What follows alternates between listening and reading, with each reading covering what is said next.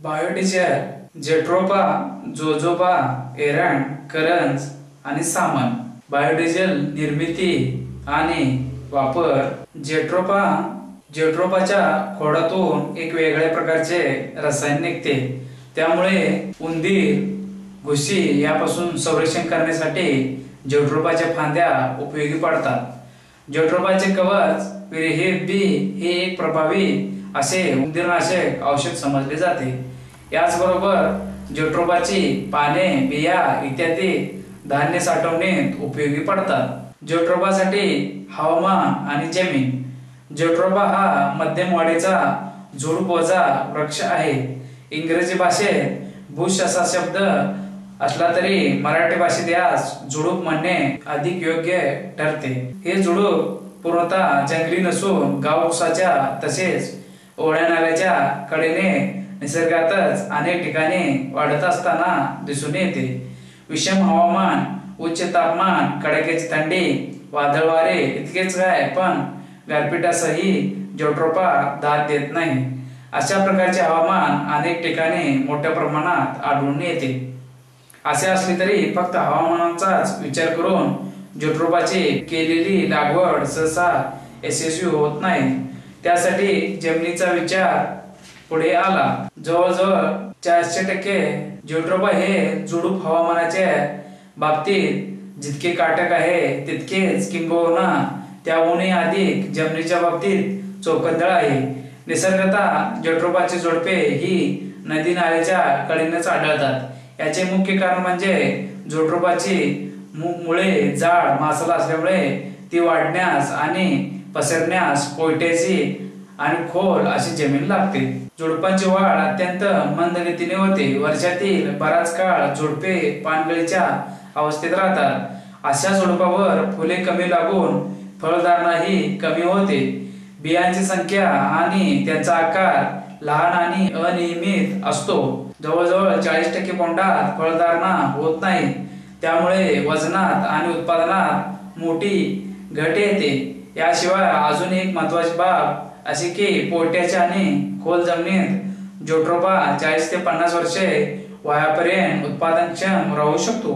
अभिवृद्धी आणि हंगाम. जेट्रोफाची अभिवृद्धी प्रामुख्याने 2 पद्धतीने करता येते. बियापासून अभिवृद्धी या पद्धतीस लैंगिक अभिवृद्धी असेही म्हणतात. ही पद्धत सोपी आणि कमी खर्चाची आहे. जेट्रोफाच्या पक्व बोंडातून पक्व बी बोंडे फोडून काढून घ्यावे. चांगले वाळलेले बी रोपे करण्यासाठी वापरावे. बी लावण्याच्या 2 पद्धती आहेत. थेट शेतात बिया टाकून अभिवृद्धी करतात किंवा पॉलिथिनच्या पिशव्यात बियापासून रोपे तयार करून नंतर त्या रोपांचे स्थलांतरण करतात. जेट्रोफाच्या बिया लावल्यानंतर 5 ते 7 दिवसांनी त्यांची उगवण होती. लागवडीसाठी रोपे तयार होण्यासाठी 5 ते 6 आठवडे कालावधी लागतो. बियांच्या उगवणीचे प्रमाण 90% असते. 1 वर्षापेक्षा अधिक काळातील बियांचे उगवणीचे प्रमाण 60% पेक्षा कमी असते. म्हणून जून बी लावताना दुप्पट लावावे. फाटे कलमापासून अभिवृद्धी. या पद्धतीमध्ये 10 ते 15 सेंटीमीटर लांबीचे आणि 3 ते 5 सेंटीमीटर व्यासाचे फांदीचे तुकडे वापरतात. मोठ्या फांदीपासून 3 ते 4 फाटे कलमे तयार करता येतात. तथापि शेंड्याकडील कलमांना लवकर मुळ्या फुटून वाढही लवकर सुरू होते. फाटे कलमे करताना फाटे तयार केल्यानंतर ते पाण्यात बुडवून काढावेत. म्हणजेच कापाजवळ जमा झालेला चीक निघून जायला मदत होते. फाटे कलमे ही ठिसूळ आणि मऊ असतात. त्यामुळे ती कुजण्याची शक्यता असते. त्यासाठी असे फाटे पिशव्यात लावण्यापूर्वी 22 या बुरशीनाशकात 5 मिनिटे बुडवून घ्यावे. शेंडा कलमाऐवजी मधल्या भागातील फाटे कलम लावताना त्यांची बुडी आणि शेंडे लक्षात येण्यासाठी शेंड्याकडचा काप वेगळा घ्यावा. तसेच बुडाकडील भागास बुरशीनाशक लावावे आणि शेंड्याकडील भागावर ओले शेण चोळावे. त्यामुळे बूड बुरशीपासून सुरक्षित राहील. तसेच शेंडाही कडक उन्हापासून सुरक्षित राहील. फाटे कलम लावल्यानंतर फाट्यावरील डोळे फुटून पाणी येतात. यासाठी 15 ते 20 दिवस लागतात. जेट्रोफाची लागवड वर्षभरात केव्हाही करता येते. तथापि पावसाळ्याच्या आरंभी लागवड करणे अधिक चांगले होय. तसेच ओलिताची सोय आहे. जेथे ओलिताची सोय आहे तसेच ज्या भागात रब्बी हंगामात पाऊस पडतो अशा भागात सप्टेंबर ऑक्टोबर या काळात लागवड केली तरी चालते। जोडरोबाची लागवड ही केवळ कोरडवाहू पद्धतीनेच करावयाची असल्यास लागवड ही जूनच्या पहिल्या पंधरवड्यातच करावी। ज्यावेळी बिया लावून लागवड करायची आहे त्यावेळी ही लागवड पावसाळ्याच्या सुरुवातीस करावी। प्रकार आणि जाती जोट्रोपा हे झुडूप वर्गातील असून त्यामध्ये अनेक प्रकार आढळतात। असे प्रकार आणि उपप्रकारांची यादी जगभरात 150च्या जवळपास आहे। या एकूण प्रकारापैकी भारतामध्ये मोजकेच 8 ते 10 प्रकार आढळतात। हे प्रकार 3 गटात मोडतात। पहिला गट म्हणजे जिवंत झुडपांचा होय। यामध्ये बुंद्याचा भाग जाड मासर असून खोड निमुळते असते। या प्रकारात सहसा फांद्या फुटत नाहीत। या वर्गातील झुडपे सुमारे 1 मीटर उंचीपर्यंत वाढतात। दुसरा गट औषधी झुडपांचा होय। आयुर्वेदिक आणि काही आदिवासी भागात जोट्रोपाची मुळे, पाने, साल, बिया यांचा वापर जनावरांच्या विविध आजारावर केला जातो। जोट्रोपा हा उंदीर विरोधी असल्याने त्यांची लागवड केल्यास त्याच्या आसपास साप किंवा इतर सरपटणारे प्राणी फिरकत नाहीत। तिसरा गट म्हणजे तेल निर्मितीसाठी अधिक उपयुक्त असणारा होय। या गटातही अनेक उपप्रकार आढळतात। जोट्रोपा आतापर्यंत तरी जंगली किंवा ओसाड प्रदेशातील झुडूप समजले जाते। जोट्रोपाची नैसर्गिक अभिवृद्धी ही बियापासून अगदी सुलभतेने होते। त्यामुळे जेनेटिकल व्हेरिएशन म्हणजेच वांशिक विविधता सुद्धा मोठ्या प्रमाणात आढळून येते। विशेष करून एखाद्या भागात ओढ्याच्या काठाने जी जात आढळते तिच्या बिया जवळच्या माळरानावर लावल्या असता त्यात बराच फरकही आढळून येतो। तेल निर्मितीसाठी जोट्रोपा लागवड करताना हा फरक लक्षात घ्यायला हवा। तसेच एकच जात वेगवेगळ्या ठिकाणी लावली तर वाढीत किंवा उत्पादन क्षमतेत मोठी तफावत पडत असल्यामुळे जातीविषयी जमिनीस अधिक महत्त्व देणे आवश्यक वाटते। उपलब्ध आणि प्रचलित असणाऱ्या आढळणाऱ्या जोट्रोपाच्या काही जाती महाराष्ट्रात मोगली, पारशी, गावखोरी, लागू, उंदीरकामी। भारत गारो, जमाल, आसामी, डोंगरी, लालूम। जगात इटामेन, पिनोन, मुलुंगा, दातापीन, साजिबा। जोट्रोपाची नावे पुष्कळ आहेत। परिचित नावे जोट्रोपा इंग्रजी, मुंगली एरण देशी, वन एरण मराठी, काटामुनाट तामिळ, काटावानको मल्याळी, बाग धोरंदा बंगाली, नेपालम तेलुगू। जोट्रोपा मल्टीफेरा 1.5 ते 4 मीटर उंच, फुलांचा रंग स्कारलेट, फळे लालसर। जोट्रोपा पांडुरिफोलिया उंची 1 ते 1.5 मीटर, फुलांचा रंग गुलाबी। जोट्रोपा पॉडायका उंची 1.5 ते 2 मीटर, फुलांचा रंग तांबडा। जोट्रोपा कुर्कस हाच फार्किक नट यापासून पोर्केरिया ऑइल मिळते। फर्गेटीत औषध तयार करताना याची तेल वापरतात। बियांचा चोथा अथवा पेंड ही विषारी असते। तेलबिया, साबण, मेणबत्त्या बनवण्यासाठी याचा वापर केला जातो। तसेच डिझेल प्लांट म्हणून संबोधले जाते। जोट्रोपा ग्लुगुंडिलिफेरा फूटभर वाढणारे हे चिमुकले एरंड असून यातील तेल फारच गुणी आहे। विशेष करून पॅरालिसिस मध्ये मॉलिश करण्यासाठी वापरले जाते। पूर्वतयारी आणि लागवड जोट्रोपाची लागवड ही जिरायत पीक म्हणून घेतली जाते, त्यामुळे पूर्व मशागतीचे महत्त्व अधिक आहे। पडीक जमिनीत लागवड करणे तसेच कोरडवाहू पिके घेतल्या जाणाऱ्या जमिनीत लागवड करणे यात मूलभूत असा फरक असतो। दोन्ही प्रकारच्या जमिनीवरचा थर फारसा उपयुक्त असत नाही। मात्र पड जमिनीत सेंद्रिय पदार्थाचे आणि काही सूक्ष्मद्रव्यांचे प्रमाण खूपच कमी असते। पूर्व मशागत करताना पाणी जिरणे ही एक अत्यंत महत्त्वाची बाब आहे। जोट्रोपाचे झुडूप आणि त्याची मुळे, खोड यांची रचना लक्षात घेता जोट्रोपाची मुळे फक्त भुसभुशीत जमिनीतच खोलवर जाऊ शकतात। या दृष्टीने जमिनीची पूर्व मशागत करणे लक्षात घ्यावे। मशागत करण्यापूर्वी जमिनीत असणारी जंगली झाडे झुडपे मुळासह खोदून काढावीत। भूमिगत आणि जमिनीवर वाढणारी वारुळे शोधून तीही नष्ट करावी। लागवडीचे अंतर व हेक्टरी झुडपांची संख्या। लागवडीदृष्ट्या जोट्रोपाची लागवड करून ती यशस्वी करायची झाल्यास किती क्षेत्रावर लागवड आहे, झुडपांची संख्या किती आहे हे माहीत असणे आवश्यक आहे। लागवडीचे अंतर 6/4, एकरी संख्या 1800, लागवडीचे अंतर 8/4, 1360, लागवडीचे अंतर 10x4 1100, लागवडीचे अंतर 10x3 1450, लागवडीचे अंतर 9x4 1200. 1 किलो वजनात उगवणशील बियांची संख्या 500 ची जवळपास असते. यावरून 1 हेक्टर लागवडीसाठी सुमारे 5 ते 6 किलो बियाणे पुरेसे ठरते. लागवडीचे अंतर, बियांचा आकार व उगवण क्षमता यावरून किती बियाणे वापरावे लागेल याचा अंदाज घ्यावा. आंतरमशागत आणि आंतरपिके. जोडरोपाची लागवड ही ज्या पद्धतीने करायची आहे त्यावरून आंतरमशागतीचे कामे तसेच आंतरपिकांची निवड करावी लागते. येथे प्रामुख्याने जोडरोपा हे कोरडवाहू पीक घ्यायचे आहे हे लक्षात घेऊनच माहिती देण्याचा प्रयत्न केला आहे. लागवड केल्यानंतर जोडरोपाचे उत्पादन सुरू व्हायला सुमारे 2 ते 3 वर्षे आंतरपिके यशस्वीपणे घेता येतात. या काळात प्रामुख्याने खरीप हंगामातील पिके घ्यावीत. या पिकात तूर, हुलगा, तेल, तीळ, कारळे, सोयाबीन, मूग, उडीद यांचा प्रामुख्याने विचार करावा. या पिकांची पेरणी पावसाळा सुरू होताच करावी. म्हणजे काढणी पिकांच्या एकूण आयुष्याप्रमाणे 5 ते 6 महिन्यात पूर्ण होते. खते व पाणी व्यवस्थापन.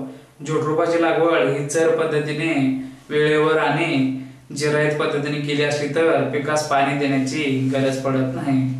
तथापि महाराष्ट्रातील पावसाळा बहुतेक ठिकाणी अनियमित आणि अपुरा असल्यामुळे लागवडीनंतर सुरुवातीच्या काळात पाणी देणे गरजेचे असते.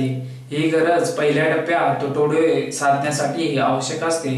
त्यामुळे तुटाळे साधल्यानंतर प्रत्येक खोडास 1 लिटर पाणी द्यावे. दुसऱ्या टप्प्यात उन्हाळा असतो म्हणून पहिल्या उन्हाळ्यात उन्हाळा लागताना प्रत्येक खोडास 2 लिटर पाणी आणि त्यापुढील पाळी प्रत्येक खोडास 3 लिटर पाणी याप्रमाणे गरज भागवावी. याचा असा अर्थ की कोरडवाहू लागवडीत पहिल्या वर्षी एकूण 2 ते 3 वेळेस असे मिळून दर खोडास 5 लिटर पाणी पुरेसे ठरते. हेक्टर संख्या जास्तीत जास्त 4000 एवढी धरल्यास सुमारे 20,000 लिटर पाणी आवश्यक आहे. काही ठिकाणी काही जपानी जोडरोपा पिकास पहिल्या लागवडीच्या वरच्या दर हेक्टरी 250 किलो 19-19-19 हे खत बागायती तसेच जिरायती लागवडीसाठी देण्याची शिफारस केली आहे. त्याही पुढे त्याने असे सांगितले आहे की हेक्टरी 250 किलो युरिया हेही खत लागवडीनंतर 3 महिन्यांनी द्यावे. रासायनिक खते आणि त्यातही युरिया हे खत कोणत्याही पिकास दिले तर त्या पिकांची शाखीय वाढ अधिक होते. त्यामुळे त्या पिकास फळे फुले बिया कमी लागतात आणि उत्पादनात घट येते. याशिवाय रासायनिक नत्रामुळे पिकांची रोगप्रतिकारक शक्ती आणि पाणी टंचाई स्थैर्य धरण्याची ताकद मोठ्या प्रमाणावर कमी होते. काही अपरिहार्य कारणामुळे लागवडीपूर्वी चारा तळातील गाळ आणि कंपोस्ट खत वापरले नसल्यास लागवडीनंतर शेणाची स्लरी आवश्यक द्यावी.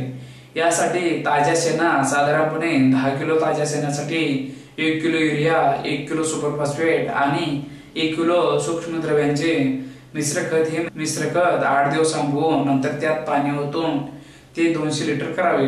हे मिश्रण प्रत्येक खोडास 1 लिटर याप्रमाणे सुरुवातीच्या काळात दर 2 ते 3 महिन्यांनी घालावे. पीक संरक्षण. जोडरोपा हे पीक सर्वसाधारणपणे रोगास किंवा किडींना बळी पडत नाही. तथापि बागायती पीक सततच्या आणि अधिक ओलाव्यास बळी पडते. क्षारयुक्त आणि चोपण जमिनीत या पिकास धोका पोहोचतो. अशा परिस्थितीत मूळकूज, खोडकूज यासारखे बुरशीजन्य रोग बळावतात. दुसरी महत्वाची बाब म्हणजे लागवडीपासून सुरुवातीच्या काळात फारसे रोग संभवत नाहीत. मात्र पुढे म्हणजे 10 वर्षे वयानंतर बुरशीजन्य रोग बळावतात. या बुरशीजन्य रोगाचा प्रादुर्भाव पावसाळ्याच्या काळात आणि क्वचित प्रसंगी तीव्र उन्हाळ्यात अधिक जाणवतो. त्या दरम्यान वाढ खुंटून फळे गळून जातात तसेच आतील बिया पोचक बनवून त्यांची वजनही घटते. ही बाब लक्षात येईपर्यंत परिस्थिती सुधारलेली असते. काढणी व उत्पादन. जोडरोपाचे कोंडे वयाच्या 2 ते 3 या वर्षापासून सुरू होते. त्यानंतर 2 ते 3 वर्षे उत्पादनात वाढ होते. त्यानंतरच्या काळात फारसा बदल होत नाही. हेक्टरी 20 टनापर्यंत उत्पादन घेता येते. हा उत्पादनाचा भर साधारणपणे लागवडीनंतर 12 वर्षापासून पुढील 12 वर्षापर्यंत टिकतो. जोडरोपाची लागवड बागायती पीक म्हणून घेतले तर सरासरी उत्पादनापेक्षा फक्त 30 ते 40% एवढीच उत्पादन वाढ मिळू शकते. म्हणजेच हेक्टरी 13 ते 15,000 किलो एवढे उत्पादन मिळू शकते. याउलट कोरडवाहू म्हणून लागवड करून उत्पादनाच्या बाबींचा अवलंब केला तर दुप्पट म्हणजे हेक्टरी 20 टन उत्पादन घेता येते। जट्रोबाचे फुले आल्यानंतर बोंडे तयार व्हायला सुमारे 3 ते 4 महिने एवढा कालावधी लागतो। पक्व बोंडे झाडावरून गोळा करावेत आणि मग ती आठवडाभरात उन्हात वाळवावेत। बोंडातून बिया 2 पद्धतीने काढता येतात। एक म्हणजे झाडावरून बोंडे काढल्यानंतर लगेच साल सहजपणे सोलता येते। बोंडे सुकल्यानंतर साल कडक बनते। साल मऊ आणि मोकळी करण्यासाठी सुकलेल्या बोंडावर पाणी मारणे आवश्यक असते। बोंडे गोळा करून त्यापासून बिया यंत्राच्या किंवा मानवाच्या सहाय्याने वेगळ्या कराव्यात। बिया पाकिटात बंद करण्यापूर्वी 4 दिवस वाळवाव्यात। काढणीनंतर बोंडे जास्त वेळ साठवून ठेवू नयेत। बोंडे कुजून आतील बिया खराब होण्याची शक्यता असते, म्हणून बिया काढून त्या चांगल्या वाळवून बारदाण्याच्या जाळीदार पिशव्यात साठवून ठेवाव्यात। आपल्याकडे कांदा भरणीसाठी ज्या पिशव्या वापरतात तशाच पिशव्या जट्रोबाच्या बिया साठवण्यासाठी वापराव्यात। बियांचा विनियोग तेल काढण्यासाठी लगेच होणार नसेल किंवा त्यांची विक्री लगेच होणार नसेल तर या तेलबिया वर्षभर किंवा अधिक काळासाठी साठवणे भाग पडते। 1 वर्षापर्यंत या बिया विकल्या गेल्या नाही तर त्या परत उन्हात आणि हवेत 5 ते 7 दिवसासाठी पसरवून ठेवाव्यात आणि परत पिशव्यात साठवाव्यात। काही वेळेस असे घडते की अगोदरच्या बिया विकल्या गेल्या नाही तर तोच नवीन उत्पादन पदरात पडते। नवीन उत्पादनाच्या बियाही काढून वाळवून साठवून ठेवावे लागतात। विक्री व्यवस्थापन कोणत्याही पिकाचे उत्पादन घेणे सोपे असते, पण उत्पादन विक्री करणे फार अवघड असते। जट्रोबामध्ये तेच फार अवघड आहे। विक्री करताना नेमकी कशाची विक्री करायची आहे? जट्रोबाच्या बिया या खाद्य तेल बिया आहेत, म्हणजेच याचे तेल हे खाद्य तेल म्हणून वापरता येत नाही। आपले आतापर्यंतचे पीक उत्पादन हे खाद्य तेलबियाशी संबंधित होते व यापुढेही राहणार आहे। भुईमूग, तीळ, करडई हे तेलबिया पिके शेतकरी पिकवतात आणि त्यांची व्यापाऱ्यांना अथवा तेल काढणाऱ्या कंपन्यांना विक्री करतात। शेतकरी काही तेलाचे घाणे चालवत नाहीत। मग जट्रोबाच्या बाबतीत शेतकऱ्यांनी तेल काढण्याच्या फंदात का न पडावे तर उत्पादक बियांचे काय करायचे? ज्यावेळी जट्रोबाची लागवड केली जाते त्याच वेळी विक्री संबंधी विचार करायला हवा। लागवडीपासून उत्पादन यायला नाही म्हटले तर 3 वर्षाचा कालावधी लागतो। सुरुवातीला उत्पादनही कमी मिळते, म्हणजे तेल काढण्याचा धंदा सुरू करायलाही बऱ्यापैकी उत्पादन असायला हवे। किमान 100 एकरावर लागवड असेल तर त्या उत्पादनापासून तेल काढण्याचा व्यवसाय सुरू करणे परवडेल। म्हणजेच अनेक शेतकऱ्यांनी एकत्र येऊन सहकारी तत्वावर विक्री करणे अथवा तेल काढणे यावर भर द्यायला हवा। इतर खाद्यतेलाच्या बाबतीत मागणी व ग्राहक असतोच। तेलबिया कमी अधिक भावाने विकल्या जातातच, पण जट्रोबाच्या बाबतीत पर्याय नाही। तेव्हापासून सुरुवातीला तर उत्पादन घेतल्यानंतर हमी भावाने खरेदी करण्यासाठी पणन मंडळाने पुढाकार घ्यायला पाहिजे। जोजोबाची लागवड प्रामुख्याने बियापासून निघणाऱ्या तेलांच्या उत्पादनासाठी आज जगात नैसर्गिक तेलसाठे कमी होत आहेत। डिझेल, पेट्रोल, गॅस यांच्या किमती दरमहा वाढतच आहेत। भारताला तर यासाठी परदेशावर अवलंबून राहावे लागते। यासाठी डॉलर, पाऊंडात चलन द्यावे लागते। या आपल्याकडे नैसर्गिक तेलसाठे खूपच कमी आहेत। त्यातून तेल शुद्धी करणे मोठे खर्चाचे काम आहे। यावर उपाय म्हणजे बायोडिझेल, बायोऑइल याकडे लक्ष द्यावे लागणार आहे। यासाठी ज्या वनस्पती उपयोगी पडू शकतील त्या जोजोबा वरच्या क्रमांकावर आहे। उद्या तोही लवकरच येणार आहे आणि त्यावेळी आपण आपला होहोबा तयार ठेवायला पाहिजे। जोजोबा ही बहुवर्षीय वनस्पती असून अगदी दुष्काळी परिसरात, अत्यंत कमी पाऊस पडणाऱ्या प्रदेशात आणि अगदी निकृष्ट जमिनीतही वाढते। अशा जमिनी व अशा हवामान महाराष्ट्रात अनेक ठिकाणी असल्याने लागवड करायला अडचण येऊ नये। जोजोबा ही वनस्पती तशी कुरडी व काटक असते। कोरड्या हवेत आणि जोराच्या वाऱ्यात मातीचे रक्षण करण्यास, जमिनीची मातीची धूप थांबवण्यासाठी हे एक चांगली वनस्पती होऊ शकते। जोजोबा ही वनस्पती रोग किडींना दाद देत नाही, शिवाय गुरेढोरे, शेळ्या मेंढ्या तोंड लावत नाहीत, म्हणून शेताच्या कडेने कुंपण, ओढसा म्हणूनही जोजोबाची लागवड होऊ शकते।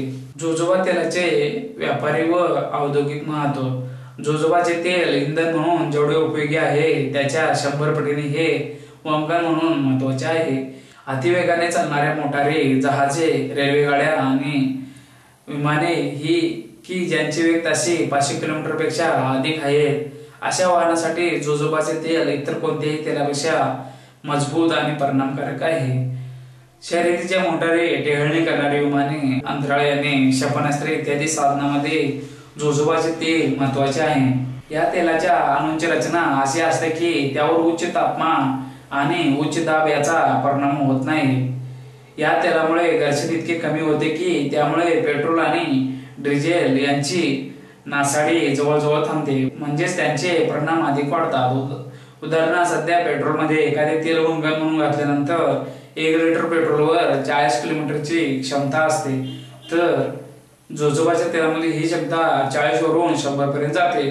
दुसरे महत्वाचा गुणधर्म म्हणजे जोजोबाच्या तेलामुळे प्रदूषण कमीत कमी होते. यामध्ये हवेतील प्रदूषण कमी करण्याचा गुण तर आहेच, शिवाय घर्षण कमी झाल्यामुळे आवाजाचे प्रदूषण ही मोठ्या प्रमाणात कमी होते.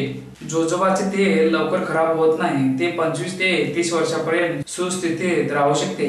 या तेलास मंद आणि प्रसन्न असा वास असतो. हे तेल रंगहीन असते.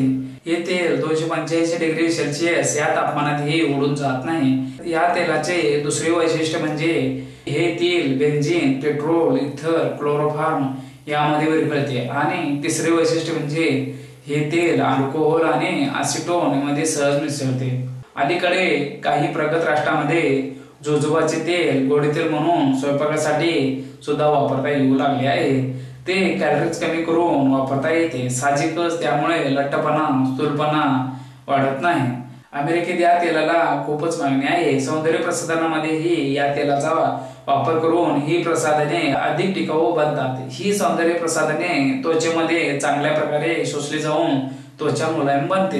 हवामान आणि जमीन. हवामान जोजोबा हे कोरड्या आणि वृक्ष हवामानातील पीक आहे आणि म्हणूनच अत्यंत कमी पाऊस पडणाऱ्या ओसाड तसेच वाळवंटी भागात जोजोबाची वाढ होऊ शकते. जोजोबा हे मुळात उष्ण आणि वाळवंटी प्रदेशामधील झुडूप आहे. सामान्यपणे जोजोबा हे 47 अंश सेल्सिअस असा उच्च तापमानातही तग धरू शकते. जमीन. हलक्या जमिनीत माळरानावर जोजोबा समाधानकारक वाढत नाही. अगदी वरकस जमिनीतही जोजोबा येऊ शकतो असे अनेक जण सांगतात, पण ते अगदी खरे नाही. या संबंधीची 2 उदाहरणे बोलकी आहेत. अहमदनगर जवळील आरणगाव येथे श्री मेहर बाबा यांच्या आश्रमात डॉक्टर DL केरावाला यांनी केलेली जोजोबाची लागवड अपेक्षित ठरली. जोजोबाची लागवड करताना हवामान आणि जमीन यांचा एकत्रित विचार करून निर्णय घ्यावा. ही बाब अत्यंत महत्वाची असल्यामुळे ज्या परिसरात जोजोबाची लागवड करायची आहे अशा परिसरातील हवामानातील सर्व घटकांचा मागील 12 वर्षाचा अभ्यास करणे आवश्यक समजावे. त्याच्या जोडीला मातीचे भौतिक आणि रासायनिक पृथक्करण करून त्यातील घटकांचा तौलनिक अभ्यास करणे आवश्यक आहे. काही जण 50% अथवा अधिक चुनखडी असलेल्या जमिनीत जोजोबाची लागवड करण्यास हरकत नसल्याचे सांगतात. तथापि व्यावहारिक व आर्थिकदृष्ट्या अशी लागवड करणे शक्य वाटत नाही. सुरुवातीस 3 ते 4 वर्षे वाढ बरी दिसेल, पण त्यानंतर झाडाची वाढ थांबून हळूहळू झाडे वाळण्यास आरंभ होईल. क्षारता अधिक असल्याने वाढ व उत्पादकता यावर विपरीत परिणाम संभवतात. अशा ठिकाणी पर्याय नसेल तर तेथील माती वापरून 10 ते 12 कोंड्या भरून त्या जोजोबाच्या बिया लावाव्यात. त्यांची उगवण आणि आरंभीची वाढ बरी झाली असे दिसून आल्यावर मग जमिनीत लागवड करावी. चाचणीसाठी रोपे न घेता बियाच घ्याव्यात. प्रकार आणि जाती. जोजोबामध्ये वैशिष्ट्यपूर्ण अशा जाती नाहीत. जोजोबाची लागवड ही कमी प्रमाणात आहे. जंगलात जे जोजोबाची झुडपे आढळतात त्यात 2 ते 3 प्रकार आढळून आले आहेत. नर व मादी फुले एका झाडावर येणारा प्रकार, झाडावर फक्त नरच फुले येणारा प्रकार, झाडावर फक्त मादी फुले येणारा प्रकार. फुले लागण्याचा हा जो प्रकार आहे तो पपई प्रमाणेच आहे. चांगले उत्पादन मिळण्यासाठी कोणता प्रकार चांगले आहे याबद्दल नोंद अथवा माहिती मिळत नाही. यातील पहिला जो प्रकार आहे त्यात नर व मादी फुले एकाच झाडावर आढळत असली तरी फुलांचे प्रमाण, ती उमलण्याची वेळ तसेच परागी भवनाची अनुकूलता यांचा मेळ सहजासहजी बसत नाही. यातील दुसरा प्रकार म्हणजे नर फुले असणारा होय. नर झाडाची उत्पादन क्षमता 0 असली तरी मादी झाडापासून उत्पादन मिळण्यासाठी त्यांची गरज असते. नर आणि मादी झाडांचे प्रमाण किती असावे याबद्दल अनेक मते आहेत, पण सर्वसाधारणपणे झाडांची वाढण्याची पद्धत, फुले लागण्याची ती उमलण्याची क्षमता कमी व निश्चित असल्याने मिश्र पद्धत निवडणे योग्य ठरते. अभिवृद्धी आणि हंगाम. जोजोबा हे बहुवर्षीय आणि बोटके झुडूप असलेले वनस्पती आहे. जमिनीत थेट बिया लावून पिशवीत रोपे तयार करून गुटी कलमे उती संवर्धन रोपे करूनच जमिनीत थेट बिया लावणे. यापैकी पहिली पद्धत सोपी व कमी खर्चाची असली तरी बियांची उगवण क्षमता, लहान रोपांची वाढण्याची मंदगती तसेच रोपे जगण्याचे प्रमाण याबाबत अजिबात खात्री नसते. त्यामुळे ही पद्धत व्यावहारिक नाही. पिशव्यात रोपे तयार करणे ही पद्धत आज तरी सर्रासपणे वापरली जाते. सर्वसामान्य शेतकऱ्यासही बी आणून पॉलिथिनच्या पिशवीत रोपे तयार करता येतात. सामान्यतः काळ्या रंगाच्या 200 ते 300 गेज जाडीच्या आणि 15 बाय 25 सेंटीमीटर आकाराच्या पिशव्या सोयीच्या ठरतात. पोटा माती, कंपोस्ट खत आणि रेती यांचे समप्रमाणात मिश्रण करून पिशव्या भरण्यासाठी वापरावे. प्रत्येक पिशव्यात 2 बिया टोकाव्यात. बीज उगवणे जवळजवळ 2 महिने इतका कालावधी लागतो. रोपे लागवडीसाठी योग्य होण्यासाठी सुमारे तेवढाच काळ लागतो. म्हणजे बी रोवल्यापासून लागवड करण्यास रोपे उपलब्ध होण्यासाठी सुमारे 4 महिने वाट पाहावी लागते. लागवड जर जून मध्ये करायची तर रोपे तयार करण्याचे काम फेब्रुवारीत सुरू करावे लागते. अभिवृद्धीची तिसरी पद्धत उती संवर्धनाची होय. यास टिश्यू कल्चर पद्धत म्हणतात. ही पद्धत खर्चिक असून यात कुशलता आणि तांत्रिक माहिती यांची जोड द्यावी लागते. तसेच मोठ्या प्रमाणात रोपे तयार करण्यासाठी ही पद्धत योग्य होय. कमी मागणीमुळे अशा प्रकारे रोपे पुरवणारे क्वचितच आढळतात. जोजोबा हे पीकच वेगळे आपल्यासाठी परिचय नसल्याने यात बियाणे अथवा बेणे याची खात्री कोण देत नाही आणि जो कोणी देत असेल त्यावर विश्वास किती ठेवायचा हा प्रश्नच आहे. जोजोबाची अभिवृद्धी गुटी कलम पद्धतीने करता येते. डाळिंबात ज्या पद्धतीने गुट्या बांधतो त्याच पद्धतीने जोजोबा झुडपावर गुट्या बांधता येतात. जोजोबाचे झुडूप लहान असते व त्याच्या फांद्याही लहानच असतात. गुट्या बांधण्याचे काम जोजोबाच्या झुडपाच्या वयाच्या 7व्या वर्षानंतर करावे. या वेळेपर्यंत जोजोबास फळे येण्याचे एक 2 हंगाम संपलेले असतात. त्यामुळे कोणते झाड अधिक उत्पादन देऊ शकते ते ओळखता येते व त्यावरच गुट्या बांधता येतात. याशिवाय या वयापर्यंत झुडपांची वाढ ही बऱ्यापैकी झालेली असते. त्यामुळे एका झाडावर जास्त गुट्या बांधता येतात. गुट्या बांधण्याचे काम पावसाळ्याच्या सुरुवातीस करावे. पूर्वतयारी आणि लागवड. हवामान आणि जमीन यावरून 2 हंगामांपैकी एका हंगामाची निवड करावी. लागवड करण्यासाठी अगोदर तयार केलेली रोपे वापरावीत. लागवडीचे अंतर 3 बाय 1.5 मीटर ठेवणे उचित होय. लागवड करताना पिशवीत मुळे बाहेर आली असल्यास छाटून टाकावीत. एक जोमदार पाऊस पडून गेल्यानंतर आणि चरात बऱ्यापैकी ओलावा साठवल्यानंतर लागवड करावी. मात्र चरात पाणी साठवले असल्यास आणि झिमझिम पाऊस पडत असल्यास लागवड करू नये. अन्यथा जास्त ओलाव्यामुळे मुळांची सड होते व मोठ्या प्रमाणात रोपे मरतात. हलक्या ते मध्यम प्रकारच्या जमिनीत 3 बाय 1.5 मीटर या अंतरावर लागवड केल्यास हेक्टरी 2.25 ते 2.5 हजार रुपये बसतात. बी पेरून लागवड करायची असल्यास एका हेक्टरसाठी 5 किलो बियाणे पुरेसे होते. आंतरमशागत व आंतरपिके. जोजोबाची लागवड केल्यानंतर सुरुवातीचे काही दिवस 2 रोपांमध्ये इतर हंगामी पिकांची लागवड करता येते. तसेच 2 ओळींच्या मध्ये बहुवर्षायी वनस्पतीची लागवड करता येते. यासाठी पीक निवडताना काळजी घ्यावी. जोजोबाची लागवड ही निव्वळ पावसाच्या पाण्यावर करायची असल्यामुळे आंतरपिके सुद्धा निव्वळ पावसाच्या पाण्यावर येणारे असावे. यासाठी शेवगा, हादगा अशी पिके घ्यायला सोयीचे असते. या पिकापासून भाजीचे काही प्रमाणात उत्पादन मिळते. यासाठी पिकांची छाटणी करून त्याची पाने व फांद्या यांचा उपयोग जोजोबास हिरवळीचे खत म्हणून करता येते. सफेद मसुरी, रानतुळस, गेंटोळी, गोही, कोरफड, आडुळसा यांचा समावेश करता येतो. खते व पाणी व्यवस्थापन. जोजोबास खताची आवश्यकता नाही कारण हे पीक माळरानावर घ्यायचे आहे व ते घटक खूप काटक असते. हा समज पूर्णपणे चुकीचा आहे. उत्पादन आणि ते किफायतशीर घ्यायचे म्हणजे त्याचे पोषण महत्वाचे असते. अर्थात जोजोबा हे पीक पूर्णपणे कोरडवाहू घ्यायचे असल्याने पाऊस व खते यांचा विचार करावा लागतो. खतामध्ये सेंद्रिय खत, हिरवळीचे खत तसेच पूरक लोह जास्त यांची गरज असतेच। लागवड करताना चऱ्यात अगर खड्ड्यात खते घालावीत। ज्या खड्ड्यात रोपे लावायचे आहे त्या ठिकाणी ही खते घालावीत। कंपोस्ट खत 1 पाटी 10 ते 12 किलो, सिंगल सुपर फॉस्फेट ओंजळभर 10 ग्रॅम, सिंगल सुपर फॉस्फेट ओंजळभर 100 ग्रॅम, निमपेंट टोपलीभर 1 किलो, झिंक सल्फेट मुठभर 25 ते 50 ग्रॅम, फेरस सल्फेट मुठभर 25 ते 50 ग्रॅम। यानंतर दरवर्षी घालावायची खते। झाड 2 वर्ष झाल्यानंतर कंपोस्ट खत 10 किलो, 5-10-5 1 किलो, निमपेंट 1 किलो, सूक्ष्मद्रव्ये 50 ग्रॅम। 3 वर्षे 12.5 किलो कंपोस्ट खत, 5-10-5 1 किलो, निमपेंट 1 किलो, सूक्ष्मद्रव्ये 60 ग्रॅम। पाणी व्यवस्थापन। जोजोबा हे पीक पूर्णपणे पावसावर अवलंबून घेतले जाते। पावसाचा पडणारा प्रत्येक थेंब जोजोबाच्या मुळात जिरला गेला पाहिजे। लागवड चरात आणि कुंटूर पद्धतीने केली तर पावसाचे पाणी अडवणे आणि जिरवणे सुलभ होते। दुसरी महत्वाची बाब म्हणजे जमीन मुरमाड अथवा खडकाळ असेल तर खोडाजवळ पाणी साचून राहणार नाही अशी व्यवस्था करावी। पावसाचे पाणी चरात साठेल व जिरेल व खोडास लागणार नाही अशी व्यवस्था लागवड करताना करावी। तीव्र टंचाईच्या काळात कोणत्या तरी प्रकारचे आच्छादन करावे। पीक संरक्षण। किडी वाळवी या किडीस व्हाईट अँट असे म्हटले जाते। वाळवी मुळावर हल्ला करते तसेच खोडपोक करते। वाळवीचा बंदोबस्त। लागवडीपूर्वी शेतातील व आजूबाजूची सर्व वारुळे नष्ट करावीत। खास करून राणी माशीचा नायनाट करावा। रासायनिक कीटकनाशक वापरून वाळवीचा बंदोबस्त प्रभावीपणे करता येतो।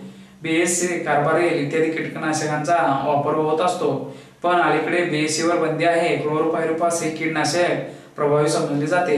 ओसाळ माठ रानावर वाळवीचा बंदोबस्त करण्यासाठी हे कीटकनाशक सोयीचे असते, परंतु हे अत्यंत विषारी असल्याने काळजीपूर्वक वापरणे आवश्यक आहे।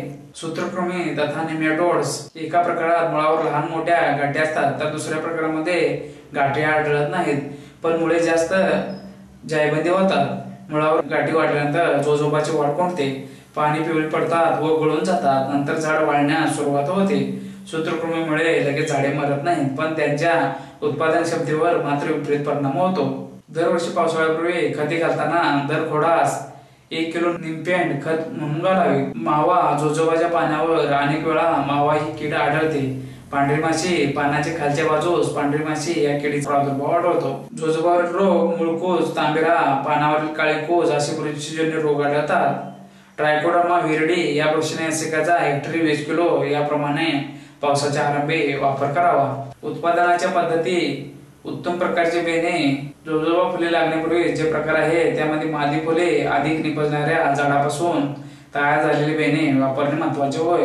दाट लागवड। जोजोबाची लागवड 2 ओळीत 2.7 मीटर अंतर सोडून व ओळीत 0.9 मीटर अंतर सोडून हेक्टरी झाडांची संख्या 4000 एवढी भरते। पीक संजीवकांचा वापर। जोजोबामध्ये नर फुले आणि मादी फुले यांचे प्रमाण व्यवस्थित ठेवण्यासाठी, फुलगळ कमी करण्यासाठी, फळधारणा वाढवण्यासाठी तसेच फळगळ थोपवण्यासाठी पीक संजीवकांचा वापर उपयोगी ठरतो। संकरित वाणाचा वापर। अलीकडच्या काळात जोजोबाच्या संकरित जाती विकसित करण्यात आल्या आहेत। EC 33-19-8, EC 99-90, 99-92 याशिवाय 33-2-04 ही जात अधिक उत्पादनक्षम आहे। काढणे आणि उत्पादन।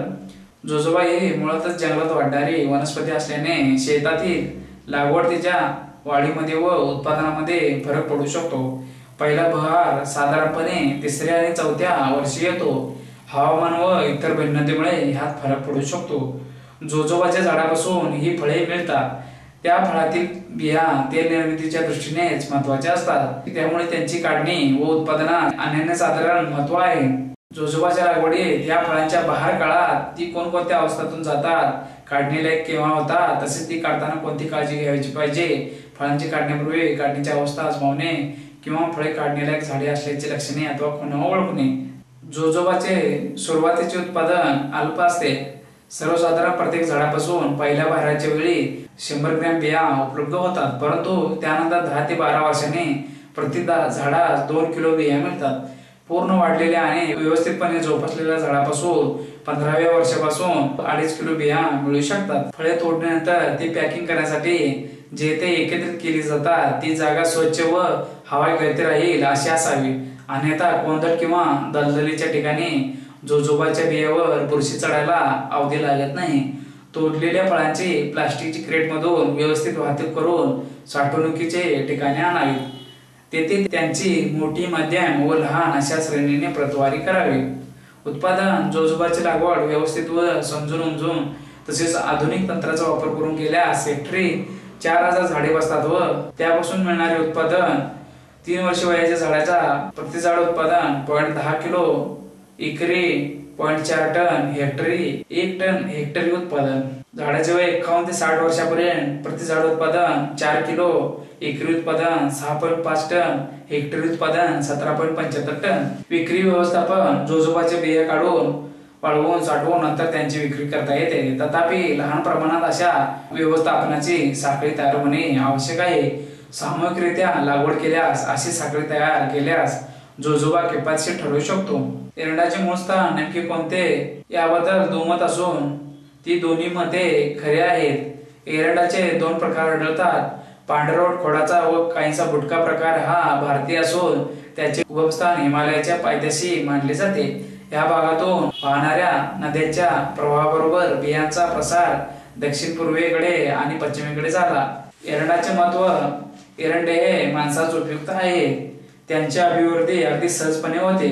त्यांची वाढ ही कमी काळात प्रतिकूल परिस्थितीत जोमाने होते.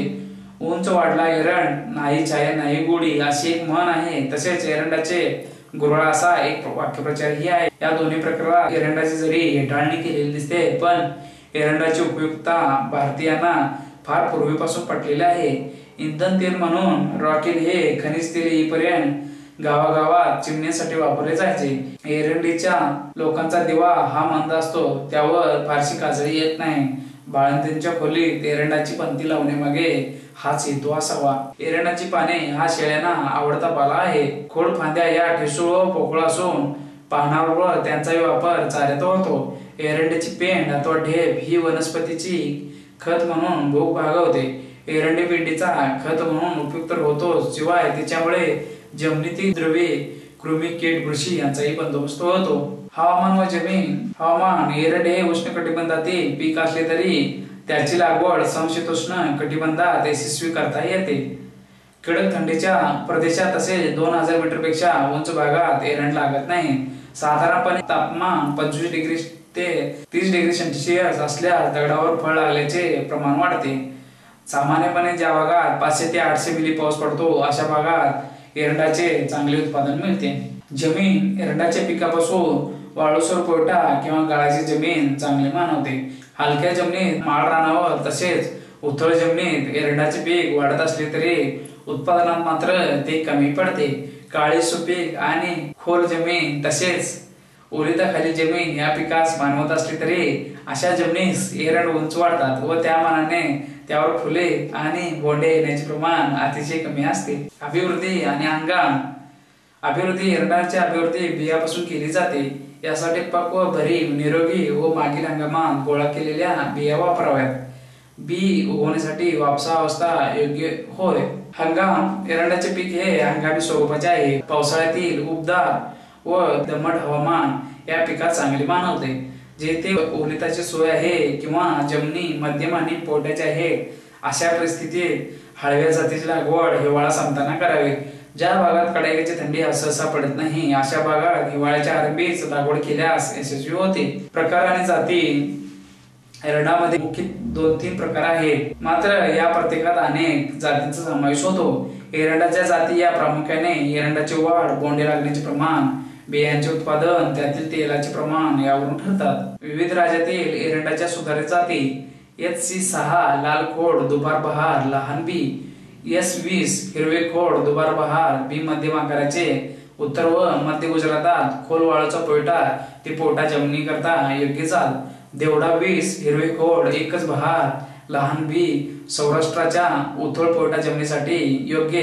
EB16 टपोरे बी पेरणीपासून 150 दिवसांनी बोंडाने काढणी सुरू होते. EB 31 टपोरे बी पेरणीपासून 150 दिवसांनी बोंडाची काढणी सुरू होते. EC1 करड्या बिया रोसी लालसर तपकिरी बी काळ्या जमिनीसाठी योग्य जात. TMV1 ठेंगणे झाड 1 ते 1.5 मीटर खोड तांबडे दुहेरी बहार बोंड काटेरी व न फुटणारे लहान बी जिरायत पिकासाठी योग्य जात. TMV2 मध्यम उंच झाड खोड तांबडे दुहेरी बहार बोंड काटेरी व न फुटणारे टपोरे बी. TMV3 हिरवे खोड तिहेरी बहार बोंड फुटणारे. को1 हिरवे झाड उंटाळ्यांना प्रतिकारक. T3 हिरवे खोड पांढरा बहार. तराई4 उंच झाड खोड जाड लालसर छटा असलेले बोंड न फुटणारे उत्तर प्रदेशातील गाळाच्या जमिनीसाठी योग्य जात. कालपी6 ठेंगणी व लवकर तयार होणारी जात. B1 ठेंगणी लवकर तयार होणारी जात. पूर्व तयारी आणि लागवड एरंडाची लागवड पेरणी करून केली जाते आणि पेरणीचे 3 हंगाम आहेत. या प्रत्येक हंगामासाठी पेरणी करण्यापूर्वी किमान 1 महिनाभर जमिनीची नांगरणी करून कोळवाच्या पळ्या देऊन जमीन भुसभुशीत आणि हवार करून घ्यावी, म्हणजेच बियांचे उगवण चांगले आणि एकसारखे होते. पेरणी पद्धत पेरणी ही 3 प्रकाराने करता येते. पाभरीने पेरून, मोबड्याने मोबून, ट्रॅक्टरच्या मागे टोकून. साधारणपणे पेरणीचे काम हे जमिनीत पुरेसा ओलावा असताना करावे. ज्या जातीच्या बिया मोठ्या असतात अशा जाती बी टोकून कराव्यात. काही वाण लहान बियाचे असतात त्यांची पेरणी पाभरीने करावी. यासाठी भुईमूग पेरणीसाठी जे चाळे वापरले जाते त्यांचा वापर करावा. पेरणीनंतर मागून जमीन हवार करून घ्यावी. सामान्यपणे हेक्टरी हळव्या जातीची बी 5 ते 6 किलो पर्यंत पुरते, तर काही जातीमध्ये हेक्टरी 8 ते 10 किलो बियाणे लागते. झाडातील अंतर आणि हेक्टरी बियाणे एरंडाच्या झाडाच्या उंची व विस्ताराप्रमाणे ओळीतील व झाडातील अंतर ठेवावे लागते. त्यामुळे एरंडाच्या जातीनुसार अंतर बदलते. त्या अंतराप्रमाणे हेक्टरी बियाण्याची गरज बदलते. बीज प्रक्रिया पेरणीपूर्वी एरंडाचे बी साध्या पाण्यात 12 ते 18 तास भिजत ठेवावे. त्यानंतर सालीत सुकवावे. त्यामुळे बियांचे उगवण लवकर व समान होते. तथापि हे बी पेरणीच्या वेळी जमिनीत पुरेसा ओलावा असावा. बुरशी रोगाच्या नियंत्रणासाठी 1 किलोग्राम एरंडाच्या बियांना 3 ग्राम थायरम किंवा डायथेमियम 45 किंवा कॅप्टन हे बुरशीनाशक चोळावे.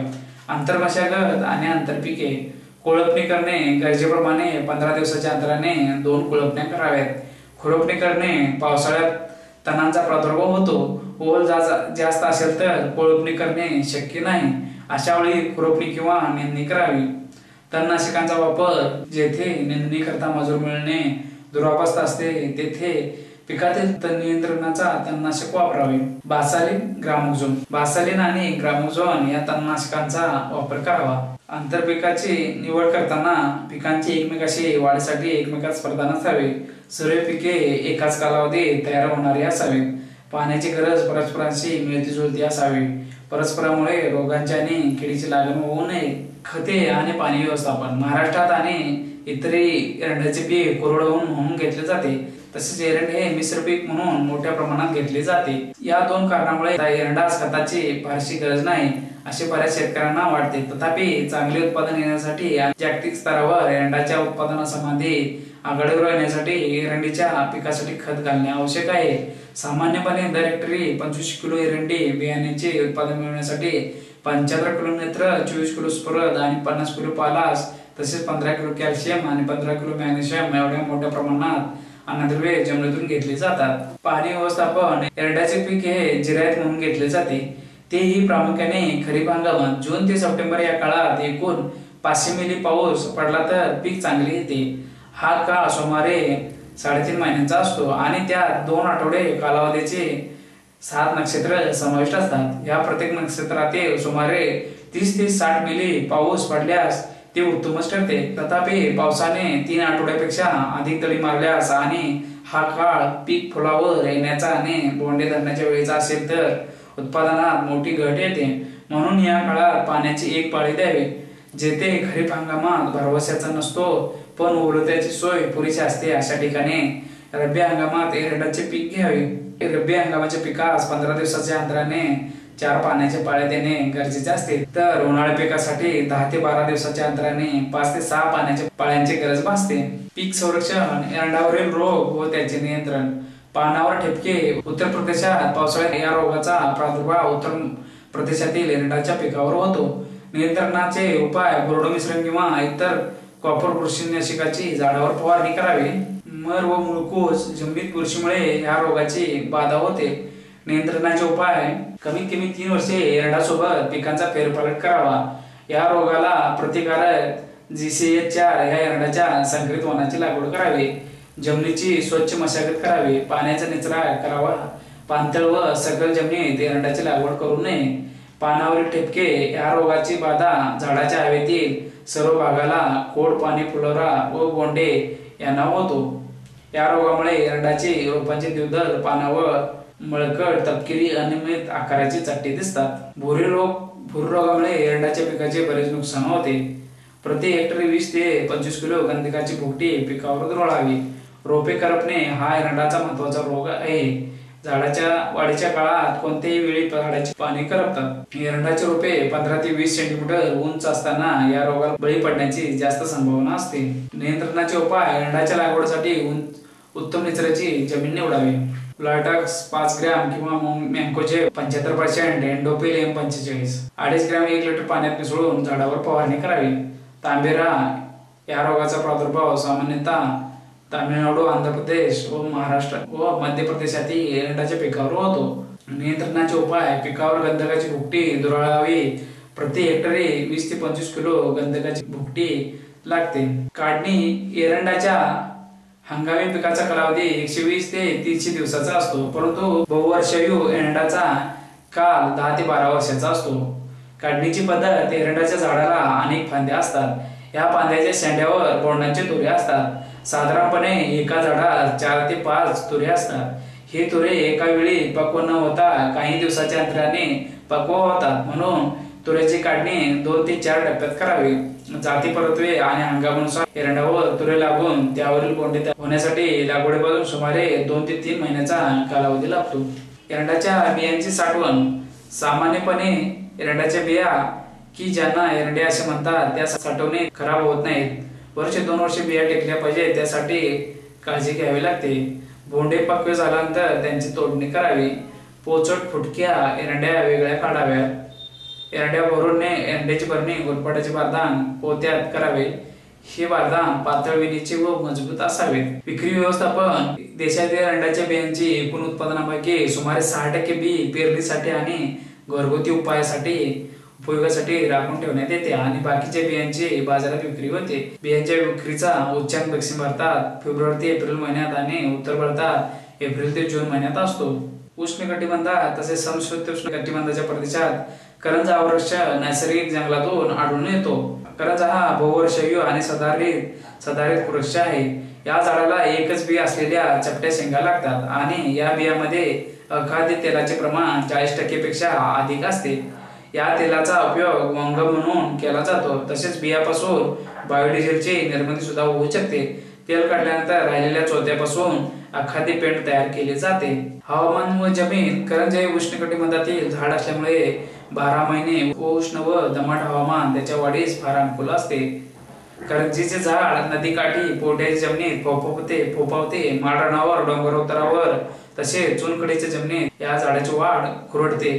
प्रकार व जाती करंजामध्ये 2 प्रकार आढळून येतात। एका प्रकारात फुलांचा रंग पांढरट असतो आणि एक बियांची शेंग असते। दुसरा प्रकार म्हणजे फुलांचा रंग पांढरट निळसर असून बहुतेक शेंगातून 2 बिया आढळतात। करंजामध्ये खास अशा जाती आढळत नाहीत। खते व पाणी व्यवस्थापन करंजी उत्पादन हे नैसर्गिकरित्या मिळवणे आणि त्यासाठी खत पाण्यावर खर्च करणे गरजेचे नाही। मात्र ज्यावेळी उष्णकटिबंधाच्या बाहेर आणि हलक्या जमिनीत लागवड केलेली असल्यास सुरुवातीच्या काळात प्रत्येक झाडास पाठीवर कंपोस्ट खत घातल्यास फायदा होतो। तसेच कमी पाऊस पडणाऱ्या भागात लागवड केली असल्यास पहिली 3 वर्षे उन्हाळ्यामध्ये दर झाडास 10 लिटर याप्रमाणे पाण्याची गरज भासते। दाट लागवड आणि इतर वृक्षाबरोबर केलेली संमिश्र लागवड केल्यास झाडांचा पालापाचोळा आणि अधूनमधून उगवणारे गवत यांचे अवशेष मातीमध्ये मिसळले जातात। पीक संरक्षण करंजीच्या झाडास रोगाचा प्रादुर्भाव सहसा होत नाही, मात्र रोप अवस्थेत मर रोग संभवतो। रोगग्रस्त रोपे मोड अवस्थेत किंवा 4 पाण्याच्या अवस्थेत मरतात। तणे व प्रतिकूल हवामान करंजीच्या पिकात सुरुवातीच्या काळात आंतरपिके घेतल्यास तणांचा प्रादुर्भाव होत नाही। तथापि अधिक पाऊस पडणाऱ्या भागात टणटणी, कासवड, टाकळा अशी बहुवर्षीय झुडपे वाढतात। ही झुडपे सुरुवातीच्या काळात मुळासकट खणून घेऊन नष्ट करावीत। करंजीचे झाड हे कणखर असून उन्हा पावसास दाद देत नाही. कडक थंडीच्या काळात झाडांची वाढ खुंटते, तथापि हा परिणाम तात्पुरता असतो, त्यामुळे त्यावर इलाज करण्याची गरज भासत नाही. उत्पादन वाढीच्या पद्धती: ज्या शेंगेत 2 बिया आहेत अशा जातींची निवड करून त्यापासून लागवड करावी. हलक्या व माळ रानावर लागवड करायची असल्यास त्यासाठी सीसीटी करणे आवश्यक असते. सीसीटी म्हणजे कंटिन्युअस कंटूर टेक्चिंग म्हणजे समपातळीतील चर. काढणी व उत्पादन: करंजीच्या झाडावर 7-8 वर्षानंतर शेंगा धरू लागतात. साधारणपणे 12 वर्ष वयापर्यंत झाडाची वाढ आणि शेंगा लागण्याचे प्रमाण जास्त असते. त्यानंतर वाढीचा वेग मंदावतो तरी शेंगा लागण्याचे प्रमाण वाढत जाते. करंजीची झाडे उष्णकटिबंधात 60 ते 70 वयापासून उत्पादनक्षम राहतात, तर समशीतोष्ण कटिबंधात या झाडाचे उत्पादक आयुष्यमान 40 ते 45 वर्षे इतके असते. सामान्यपणे वयाच्या 10व्या वर्षापासून पुढे सरासरी 40 वर्षे एका झाडापासून दरवर्षी 100 किलो शेंगा मिळतात आणि त्यापासून सुमारे 60 किलो बियांचे उत्पादन मिळते. विक्री व्यवस्थापन: करंजी हे विक्रीयोग्य उत्पादन होय. वाळलेल्या शेंगातून बिया वेगळ्या करून मग त्या विक्रीसाठी पाठवाव्या लागतात. शेंगा काढल्यानंतर त्यातील बी काढून ते निवडून व वाळवून विक्रीसाठी पाठवाव्या. सामनाचे मूळ स्थान दक्षिण अमेरिका आहे. भारतात त्याचे आगमन श्रीलंकेतून झाले. सामन हा वृक्ष काहीसा अपरिचिताने त्यामुळे दुर्लक्षित राहिला आहे. हा वृक्ष वेगाने वाढतो. शोभेचे झाड, अवनी वृक्ष म्हणून त्याचे महत्व आहेच. हवामान आणि जमीन: सामन हे उष्णकटिबंधातील बहुवर्षीय तसेच पानगळ होणारा वृक्ष आहे. या झाडाचा उच्च तापमान, भरपूर सूर्यप्रकाश चांगला मानवतो. थंड हवामान, बर्फ पडणे, धुके यामुळे या झाडाच्या वाढीवर विपरीत परिणाम होतो. थंड हवामानात या झाडावर लाखेचे किडे आश्रय घेत नाहीत. अभिवृद्धी: सामानची अभिवृद्धी बियापासून केली जाते. बी उगवण्यासाठी 1 आठवड्याचा कालावधी लागतो. पक्व शेंगा फोडून आतील बिया वेगळ्या कराव्यात. बिया आधण आले पाण्यात भिजून लावाव्यात. लागवड व हंगाम: सामन हे बहुवर्षायू व मोठे होणारे झाड आहे. त्यातील लागवड करताना अर्धा मीटर खोलीचे खड्डे खणावे. खड्ड्यात पालापाचोळा व गांडूळ खत यांचे मिश्रण भरावे. पावसाळ्याच्या मध्यास रोपे लावून लागवड करावी. लागवडीनंतरची निगा: आंतरमशागत इत्यादी. लागवड पावसाळ्याच्या मध्यास खोल खड्डे करून आणि अर्धा मीटर वाढलेली उंच रोपे लावल्यास त्याचे रोपण चांगले होते, तुटाळ होत नाही. उत्पादन: सामन लागवड ही प्रामुख्याने शेंगांचे उत्पादन व त्यापासून पशुखाद्य, कूड तेल, डिझेल करण्यासाठी केल्यास 10व्या वर्षापासून शेंगांचे उत्पादन सुरू होते. या झाडाचे सरासरी आयुष्य मोठे म्हणजे 100 ते 125 वर्षाचे असते. पूर्ण वाढीच्या वृक्षापासून दरवर्षी 100 किलो शेंगांचे उत्पादन मिळते. पक्व शेंगा झाडावरून गळून पडतात, त्या गोळा करून घ्याव्यात. शेंगांची साठवण करण्याऐवजी त्यांचा वापर लगेच करावा. सामन शेंगातून डिझेल निर्मिती आज संभवत नसली तरी नजीकच्या काळात ही संधी निर्माण होण्याची शक्यता आहे. तोपर्यंत शेंगांचे इंधन म्हणून ग्रामीण भागात वापर करणे शक्य असून ती गरज आहे. संवर्धन: सामन वृक्षाचे